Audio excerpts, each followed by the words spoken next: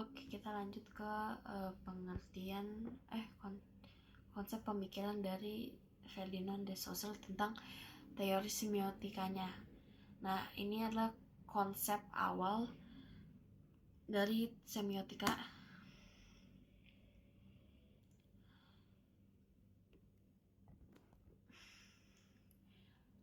Karena ia yang pertama kali mencetuskan dan Roland Barthes lah yang mengembangkan selanjutnya.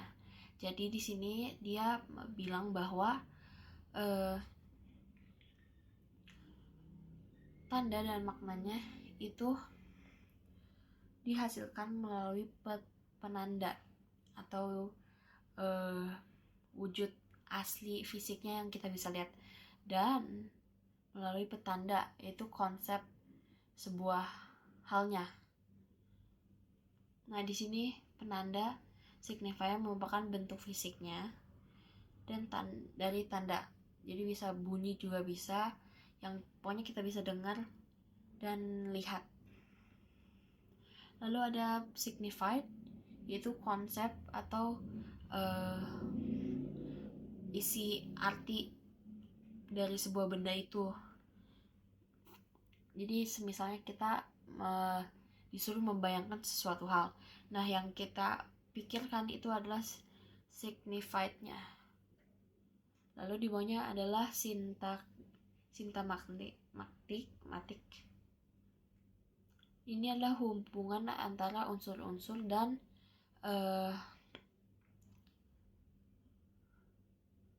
sebuah urutan seperti kata-kata atau kalimat. Lalu ada paradigmatik. Ini adalah hubungan antara unsur-unsur yang dapat saling menggantikan. Jadi kayak kata-kata yang dapat digantikan.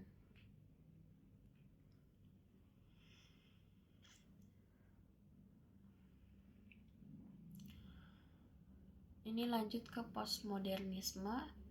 Jadi postmodernisme adalah pemikiran setelah modernisme ada, dan ini adalah sebuah kritik ke modernisme itu sendiri. Jadi pemikiran ini menolak narasi besar atau sebuah narasi yang memukul rata semua orang. Jadi satu makna yang universal. Nah, ini ditolak oleh Jean-François Lyotard. Dia itu berpikir bahwa postmodernisme itu tentang kebebasan berpikir dan tidak ada kebenaran atau makna yang tunggal. Jadi teorinya berfokus kepada ketidakpercayaan Lyotard terhadap narasi besar atau meta narasi.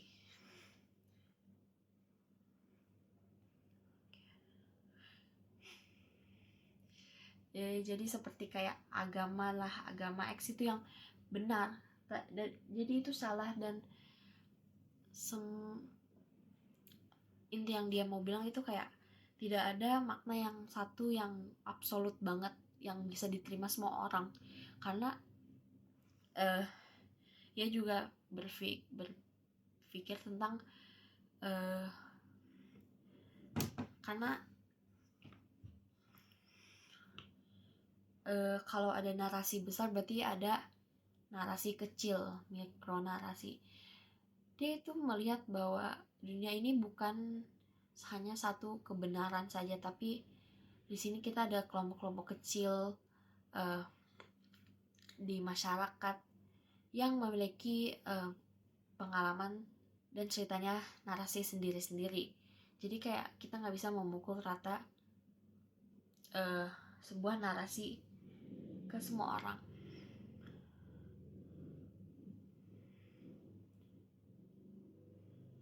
Nah, ini tadi kita menganalisa film Barbie. Nah, karena postmodernisme itu menolak narasi besar, film ini merupakan film yang menggunakan narasi besar. Jadi tuh di Barbie, narasi besar yang biasanya kita masih jumpai saat ini yaitu patriarki gitu. Jadi bahwa perempuan, wanita itu harus terlihat sempurna terus. Itu yang dialami Barbie, sehingga ia mengalami krisis identitas. Nah, Barbie yang di film itu tiba-tiba merasakan pemikiran tentang kematian, terus kayak kakinya nggak jadi seperti kaki Barbie, terus kulitnya ada garis stretch mark gitu. Dia itu tidak yakin lagi dengan siapa dirinya. Lalu ia pergi ke dunia asli atau nyata, dan melihat bahwa di dunia itu semuanya malah terbalik, bahwa perempuan yang dianggap inferior gitu, inferior. Dan di sana dia mulai mengeksplorasi siapa itu jati dirinya dan tujuan dia itu ada untuk apa, dan itulah yang terjadi. Dan di sini proses eksplorasinya jadi dari Barbie Land namanya ke dunia manusia. Dia di situ ketemu Sasha sama Gloria, yang akhirnya membuka perspektif Barbie bahwa kayak dia punya emosi, punya ketakutan, dan itu nggak apa-apa, dan kalau itu membuat dia lebih manusia, itu seharusnya lebih bagus.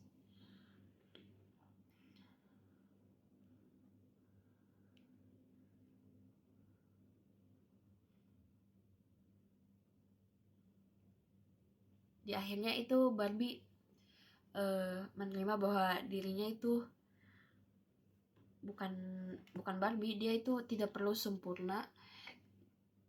Alhasil mematahkan narasi besar bahwa perempuan itu harus terlihat sempurna di mana-mana gitu. Dan di sini membuktikan juga bahwa makna atau arti itu nggak pernah absolut, karena di sini dia membuktikan bahwa ia bisa mengubah identitas, jadi kayak dia bisa menemukan identitas aslinya yang ia pikir paling benar.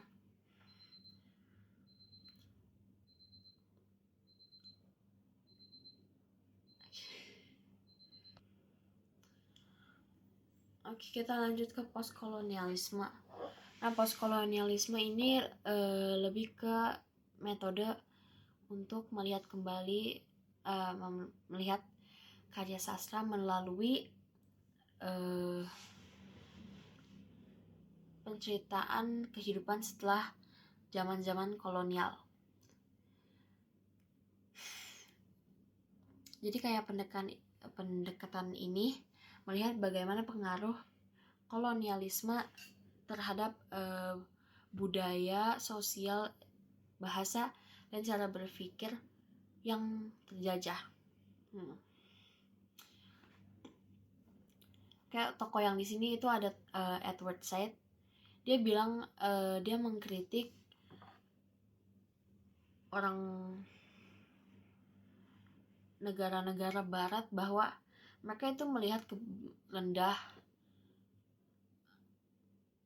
orang-orang timur, yang ia tulis di buku berjudul Orientalism di 1978. Ia mengkritik bahwa kayak Eropa itu sangat melihat rendah orang-orang timur, dan bagaimana ia menulis itu dan membuat suatu wacana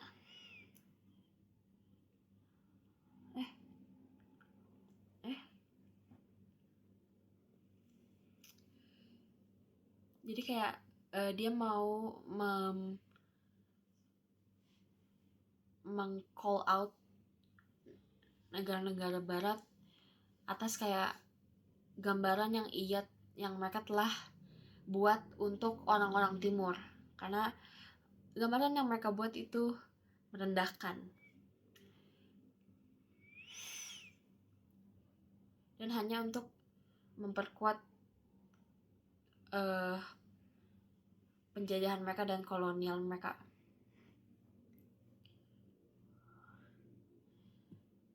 Selanjutnya ini ada ciri-ciri karya sastra Indonesia yang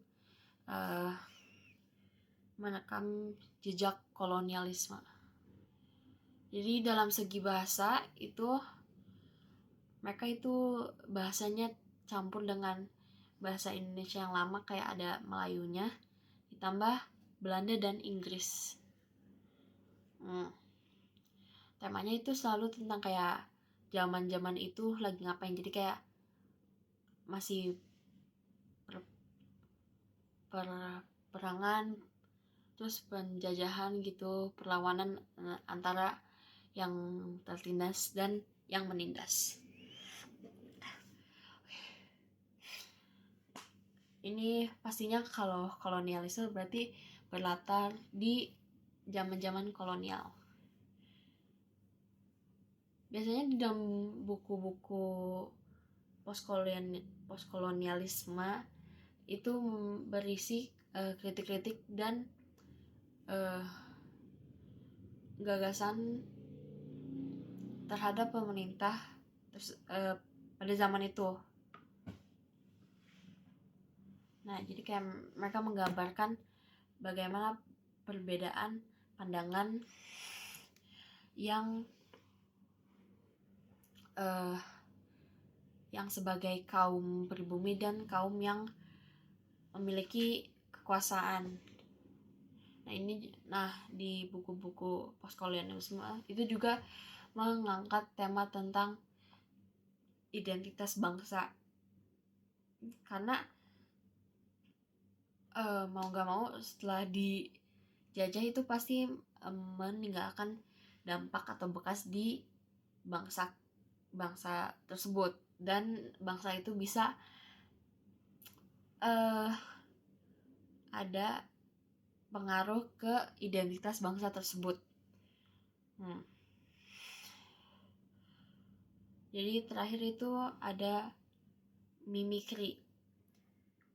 Yang aku lihat di buku Pramudia Anantatur, Mingke sebagai tokoh utamanya itu dia memiliki background yang bisa dikatakan aman, karena ia dari kaum bangsawan menengah lah. Jadi dia menggunakan baju-baju dan style orang Belanda, karena dia mencoba masuk ke circle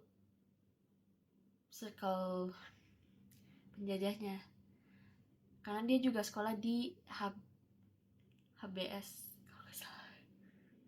Ya pokoknya contohnya itu buku-buku Pramudia Anantatur yang menggambarkan kayak apa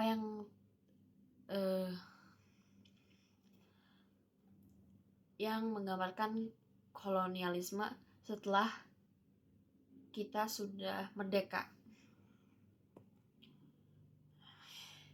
Oke, thank you Kak sudah mendengarkan.